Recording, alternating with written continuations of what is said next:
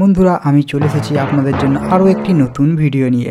তো বিএসএনএল এখন একটি চর্চার বিষয়, কারণ বিএসএনএল কোম্পানি যে কিনা চাঁদের সঙ্গে যোগাযোগ করে দিচ্ছে পৃথিবীর, সেই কিনা এখনও পর্যন্ত আমাদের দেশে 4G সঠিকভাবে লঞ্চ করে উঠতে পারেনি। ব্যাপারটা অবিশ্বাসনীয় হলেও এটাই সত্যি।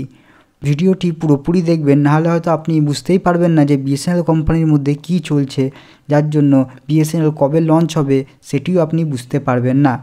তাই ভিডিওটাকে সম্পূর্ণ দেখবেন। তো বন্ধুরা, আপনারাও নিশ্চয়ই শুনেছেন যে বিএসএনএল প্রথমে লঞ্চ করছিল তাদের 4G 2023-এর ফার্স্টের দিকে, তারপরে সেটাকে ডিলে করে করা হলো 2023-এর মিডিলের দিকে, তারপরে শোনা গেল 2023-এর লাস্টে, তারপরেও সেটাকে যখন কনফার্ম হলো না তখন হলো 2024-এর ফার্স্টের দিকে। কিন্তু এখনও পর্যন্ত বিএসএনএলের কোনো বার্তা পাওয়া গেল না 4G আপডেট সম্বন্ধে। তো এখান থেকে বোঝা যাচ্ছে যে বিএসএনএল কোম্পানির মধ্যে কিছু না কিছু একটা অসুবিধা হচ্ছে। কি সমস্যা চলছে সেটি আগে একটু জেনে নেব।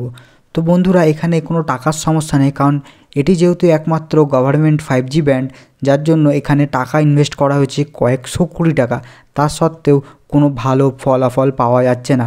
কিন্তু কোম্পানি থেকে বারবার বলা হয়েছে যেহেতু একমাত্র গভর্নমেন্ট 5G ব্র্যান্ড এটা, যার জন্য তারা এর কাজটি খুবই দ্রুতভাবে চালাচ্ছে।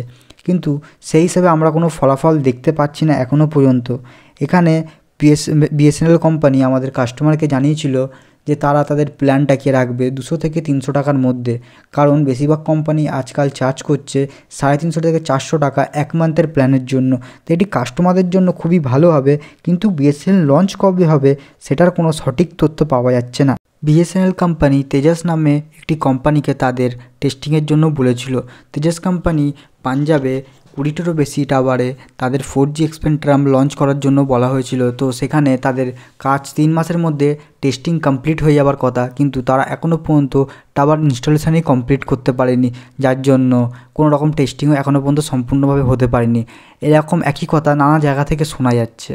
তাই বিএসএনএল কোম্পানির মধ্যে এই ছোট অসুবিধাগুলো যদি এখনও ঠিক না করা যায়, তাহলে কখনই বলা যাবে না যে বিএসএনএল তাদের 4G কবে লঞ্চ করতে পারবে। আর বিএসএনএল যদি 4G এখনও না আসে আর কবে আসবে, কারণ 5G তো লঞ্চ হয়েই গেছে, আরও কয়েক বছরের মধ্যেই 6Gও লঞ্চ হয়ে যাবে।